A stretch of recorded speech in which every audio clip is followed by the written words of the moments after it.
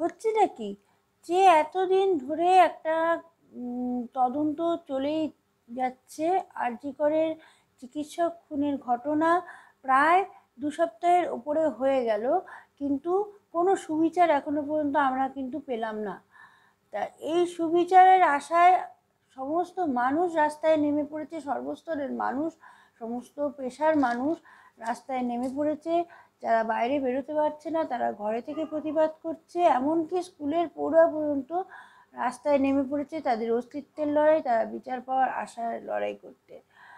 কিন্তু তদন্ত ক্রমাগত দীর্ঘায়িত হচ্ছে।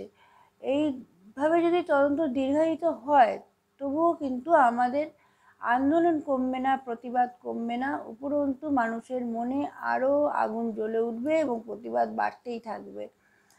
তা আমরা আশা করছি যাতে আমরা খুব তাড়াতাড়ি এই বিচারটা পাই। আমাদের দাবি খুব তাড়াতাড়ি যেন আমরা বিচারটা পাই এবং অপরাধীরা যেন দৃষ্টান্তমূলক জনসমক্ষে শাস্তি পায়, যে শাস্তি দেখে অন্যান্য অপরাধীরা শিউরে ওঠে এবং এই এই অপরাধ করার যে প্রবণতা তাদের মাথা থেকে চলে যায়।